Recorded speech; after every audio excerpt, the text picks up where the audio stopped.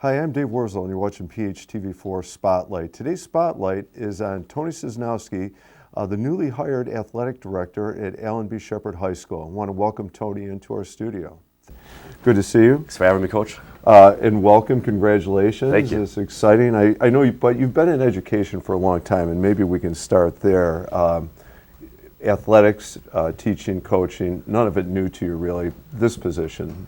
Shepard. Yeah. Can you talk about your background a little bit? Yeah, absolutely. So I'd start by kind of looking at my childhood days, and I shared this with Dr. Baker when I first talked about this position. I remember watching 1993 Notre Dame versus Florida State, breaking up Charlie Ward's pass and going into the end zone, and Notre Dame winning. I've always had a passion for Notre Dame football, even in my youth, and I've had a passion for sports. It's been a huge part of my life, and just growing up as a kid and growing up in a Catholic school, it was pretty much what we did. And going into education, sports was just a huge part of not just teaching, but being an educator. So I've been lucky to coach at a lot of different places with a lot of phenomenal people. Almost 20 years, which makes me feel a little bit old, but 20 years almost coaching track and field, and I've had a lot of years coaching football. As well. I was lucky enough to coach track and field at St. Rita. I got to coach at Sandburg a little bit, and then last 7 years I head coach at Ike for girls track and field program. Got to see some phenomenal things take place, phenomenal growth for the kids.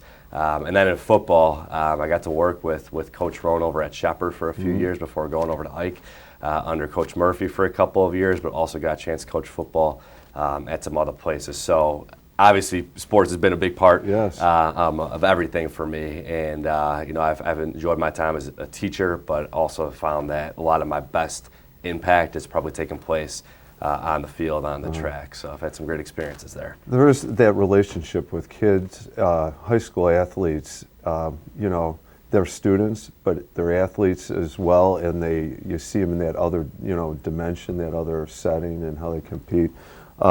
And a lot of athletic directors are usually have coached, but not always. And your coaching background, I would think, is really extensive for an athletic director. It's got to be very helpful doing the job. Yeah, I mean, absolutely. And I think what I shared with you before we started this is there's things I don't know, and I find that every day. But having that experience working with a lot of different kinds of athletes, a lot of different athletes, different seasons, definitely I think that will help me helping support my coaches. Right, you know what the coaches and athletes are going through. So for sure. What about, I want to ask, was this a career goal for you at some point? Like you knew you wanted to be an athletic director or an athletic director at 218 or at Shepard. How did you decide on pursuing that? So I'll start by saying this is actually the first job that I've ever had that my oldest son said, that sounds like a cool job, Dad. And that Congratulations, that's a big win. I got to win with my son. So I've always obviously had this passion for sports. I didn't know how early in my career that this would open up. I definitely had this goal at some point. I'm an athletic director, and this is kind of like a end of career kind of like I want to do this for a very long time and be there with the coaches and really see this thing through and see what Shepard Athletics looks like 10, 15 years from now. So I didn't know it was going to happen this early, but a lot of things just fell into the right place at the right time. And knowing the staff that we have at Shepard, knowing the support I'm going to have from Dr. Baker, knowing the support I'm going to have from Dr. Serwin, it's just a really, really great situation on top of the things that are happening construction-wise, the facilities that are going to get upgraded. It is the perfect timing of it. Might be a little earlier than I had planned, but I couldn't have, been more happy to have this opportunity, and it just kind of worked out that way. So yeah, I definitely was looking to do this at some point in my career, to know this early, but definitely excited for what the next few years are going to look like. Again, congratulations. Life is like that. The timing, you can plan for stuff, but life happens when it happens, and what a great opportunity for you right now. So with your background in athletics and administration, and now taking this position, do you have some specific goals that you want to work on, either for yourself or with the staff and the athletic programs at Shepard? Yeah, absolutely. I got a couple of bigger goals for the first year, and I think like anything in education, it all starts with knowing your staff, knowing your people. No different than as a teacher knowing your kids. I think for me right now, the most important thing I need to do is get to know all my staff on a more personal level, really know like what are their goals, what do they want to see for their programs. That's going to help me do a better job of supporting them as they kind of, not to steal Tony Heller quote, but building their own houses. That's kind of what I share with them. I want them to build their programs as they want to, and I'm there to help them, build those foundations up, whatever that looks like. So right now I'm really just focused on getting to know my staff as best I can. Obviously I came in knowing a lot of them, having worked with them on coaching staff as well as competing against them as well, but that's something I want to continue to do, and just being around, being a presence, not just at games on a Friday night or a Tuesday or Thursday, but just being around at practices, like going around, checking in, say how you doing, and need anything. I think that goes a long way, just with showing the staff like, hey, I'm here, I'm around, and I do want to be there. And I think practice matters a whole lot. Like what you do on Friday night is not a product of what you just do on Friday. It's what you do all week. And same thing for Tuesdays and Thursdays and Saturdays. So definitely having a presence right now I think is huge for me. Another big goal I have for this year is I think anyone who's coaching now, like the sacrifices they're making are off the charts. Like it is a very thankless job sometimes, and I don't think most of the coaches would call it a job. It's more of a calling. You're doing it for, to inspire some kids and help them grow. So I really want to spend a lot of time celebrating our coaches as well as our athletes, because they're making some big sacrifices to be at practice from 3:30 to 6, or to come at 6:30 to 8, because they want to make sure they get that field space. So this year, a couple things we want to do to help promote our coaches and our athletes. Number one, I definitely know we have an opportunity to grow our social media. So I'm definitely going to be launching some things and trying to make sure that we are regularly promoting what's going on, not just in games and competitions, but also day to day, what's good stuff happening in practices, what kids are making some big achievements. At our first football game, we're going to do a little recognition for our athletes from the spring that earned all conference. Being a spring sport coach previously, I always thought that our spring sports athletes, they kind of get gypped out a little bit of recognition, Yeah, it's kind of that weird, awkward transition in the summer. So what we're going to do before the varsity football game starts, we're going to get our kids that are available on the track, and we're just going to publicly announce, like, hey, these are some of our all-conference athletes from the spring. We got a couple all-staters, too, that we're hoping will be present. I know they're both off at college right now. We're hoping we can bring them back and get them to get that recognition we think they deserve. And then the other thing we're going to loop in with our recognition is we have currently an Astro of the Week. We recognize a student. We also have a staff member of the month we recognize. We're going to loop that into athletics and do a little student athlete of the week in there, and then do a coach of the month. So just celebrating our athletes and our coaches more regularly to make them feel valued and know that they are valued, because what they're doing is amazing, and it's a huge part of what we do. And the last goal I have for this year is to start to make connections a little bit more. I know we have some connections to our feeder schools, but I want to make those connections a little bit deeper. I think we have a phenomenal product to offer at Shepard High School, both academically and athletically, activities-wise, and I want all of our kids that are potential Astros to know, and our potential families to know, that Shepard is the place that we want them to go. So obviously we have a lot of camps, like our summer, the place was rocking, like there's a lot of stuff going on, but we want to do a really big job of getting families and kids onto our campus throughout the school year. So we're going to do some feeder school nights for all of our sports. They're going to have a day they pick, and we're going to invite the middle school students especially, but any potential Astros onto the campus to check out a game, check out a competition, and then just trying to streamline the communication with our families and make sure they know like what's going on at Shepard, because it is a busy campus, and we want to make sure they know. Friday nights are awesome, Tuesday nights are awesome, Thursday nights are great too. So definitely trying to do that as well. As I'm listening, run through that list of goals and how what you're going to work on achieving. They are so critical to the health of the athletic programs and the school in general. Really, getting to know the staff. I was thinking about that. Coaches appreciate that, and the presence. That's so important. But you're right. The feeder programs, the communication, celebrating, recognizing.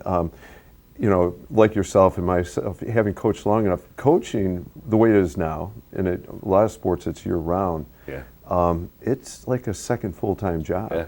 I mean, it's amazing. Well, good luck. I all the things you're talking about sound fantastic. It's a lot on the plate. Yeah. My wife just became a principal too, so we got a little bit going on, but it's all good. It's all good. We have Good. fantastic people. Well, again, good luck with, because those are wonderful things to work at.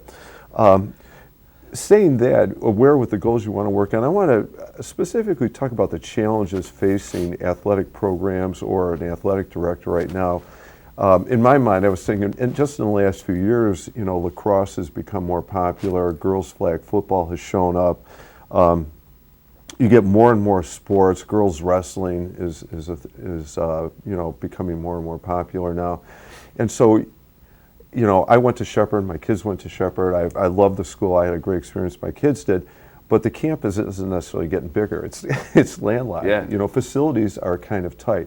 So could you talk about what are the challenges facing an athletic program, and in back of mind, also the spatial need for practices or competitions as well? Yeah. First off, I think it's super exciting that there are these additional opportunities that are getting created. So like flag football getting added. It's another opportunity for kids that maybe didn't have a place to go in the fall. What we've actually found, there are a couple of sports we weren't sure it was going to affect numbers. And what actually happened is it seems like it's a space that was not previously available to a pocket of kids, and now it's another space, another opportunity for kids compete in the fall. I also start by saying, like, we have, what I found initially, at least in the first few weeks, I'm very early right now, but we have a super flexible staff that our coaches are very much willing to accommodate each other, to work with each other, to make things work in what we would call like a non-ideal situation. We don't have a 10-acre campus where there are 32 fields and there's 72 basketball courts. We don't have that, but we have great coaches that are very collaborative and willing to work with each other to make sure that works. Now, that being said, space is obviously, it is an issue that we have right now, and as I kind of shared with you, we added flag football, and we lost a little bit of a practice facility with our previous rock field that was used by some of our football programs. And what I would say is I just got to make a big shout out to Coach Roan, Coach McDermott, and Coach Cordes, our soccer, flag football, and head football coaches. They have been incredible at working together to make a schedule that works. It's not perfect, but it's perfect as it's going to be, and they're really working well together. We also have this partnership we formed with Trinity Christian, where they're letting us use some of their extra field spaces after school. That's been a huge partnership that I think is going to help alleviate some of that field stuff that we have too. No, you mentioned it wasn't Shepard, but I did see a high school group out at their facilities along Route 83 using that area. Shaft complex. Yes. As you're talking, I'm thinking about like Shepard's campus. It's a beautiful campus, and you do have a lot of field and space, and you've got the tennis courts and practice areas. But what's happening on a campus now is so much more than it was 20 years ago, as an example. The construction, how is the construction going on the new gym's field house space? So I think, for the most part, like, we're really excited about it, and the coaches are super excited about it, because I think about, like, last night, weather cell comes in at 6 o'clock. We know that we can move a team in there at 5:30, or we can have a couple of teams starting up, at 3:30 right off the bat. From there. Now, obviously, it's creating some challenges this year, not just with field space, but storage. Like, there's a lot of challenges that are going into it. And again, I just have to give credit to the coaches for being very collaborative and being flexible with knowing that it's not perfect, but we're going to kind of make it as perfect as we can at this moment in time. But I think, when we have this new space open up, it's going to be a huge, huge addition. It's not going to benefit just one program. It's going to benefit all of our programs. It's going to benefit our programs that are not in season. It's going to be a great space to use on top of what we already have. Good. And I also wanted to share, I want to give a shout out to former AD, Miss Nissen, Dr. Nissen. She gave me so much stuff to get us going and ready for this year. So I really definitely want to throw out not just the coaches a shout for them, but also to our former AD. She did a great job and giving us a lot of stuff, and super happy. Well, no, that's great to hear. And she was wonderful to work with over the last few years. All right, those are all the softball questions. Are you ready to get serious? There we go. Here we go. Here we go. Who is your inspiration to go into education? So I'd say I have two inspirations. My father was definitely an inspiration for my whole childhood growing up. He's an officer, and he was an inspiration, not because he's an officer, but just because he was very selfless, always dedicated towards service of others. So I didn't always know I was going to go into education, but I knew like service in some capacity was something that I wanted to go into. Education, my wife actually is the one that kind of tipped me onto the side of education. When I started college, I actually started as an accounting major, and I had a business law class, and after I took it, I was like, I'm not sure that this is the thing that I want to do. I don't know if this is my life goal. But then my wife, she always knew she wanted to be in education, and she's very much an inspiration for me every day. And nice. I knew she wanted to be an educator, from her earliest days, and I thought, maybe this would be something that I can do and be great at and get that service component. So yeah, those are my two. All right, a shout out to your wife. A big thank you. Yeah, as well, for right? sure. How about this one? When you were a student in school, did you have a favorite teacher or favorite subject? So my favorite subject probably is because of the teacher that I had. So I had a teacher my senior year at St. Rita, Dr. K. He was the most inspiring teacher I ever had. The amount of time and energy he put in every kid was incredible. He would give us a writing assignment in AP English. He'd give us like a little quiz, whatever. We'd write a paragraph response. He would give us like a page feedback to all 30 of us the next day on our desk as we walked in. And it's not just about that, it's just about he knew every kid. He knew everything that every kid did. He would cut out newspapers. This is when newspapers were still like, a big thing. He'd have a cut up, like if a kid had a great game on a Tuesday night, he'd have a cut up on that kid's desk the next day. So really for me, like what was inspiring about him is just how much he cared and got to know his kids. And I don't think I've ever come close to the passion and kind of that level that he had on a daily basis. But I hope I had a little bit of it. It's a good role model to strive for. Yeah, how about this?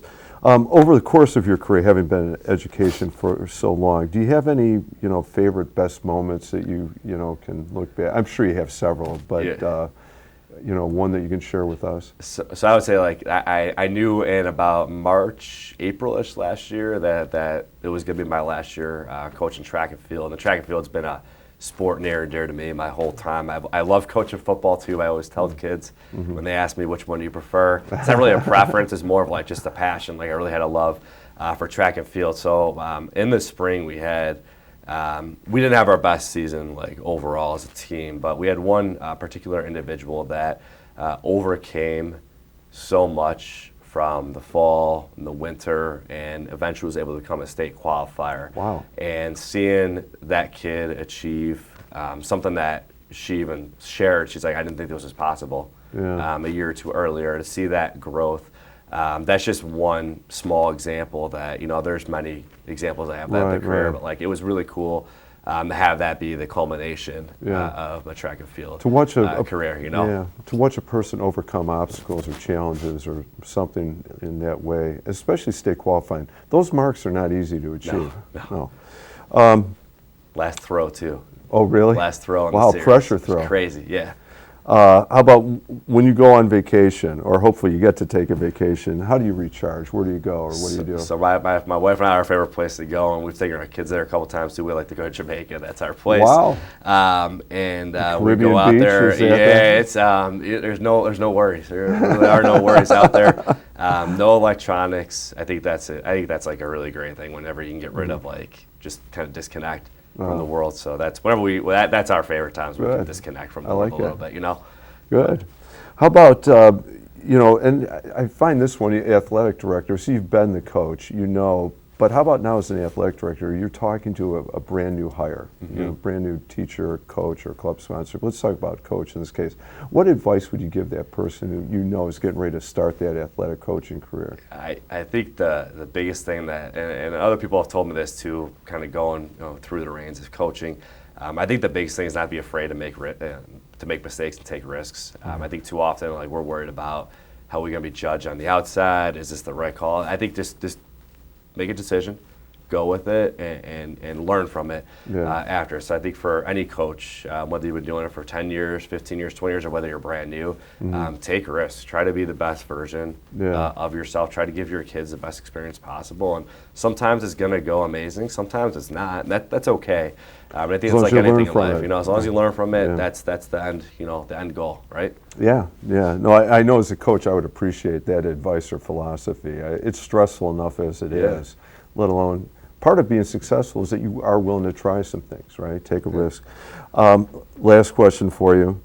So I'm assuming this is your dream job, but if you couldn't have this dream job, what would the other dream job be? So growing up, I shared with you, my father was pretty influential for me, and he was an officer. So I always had this kind of goal when I was younger, especially making the FBI, and I've always been obsessed with Really? like those FBI? undercover shows. Like 24 is my favorite show of all time, and my wife hates it, but I love it.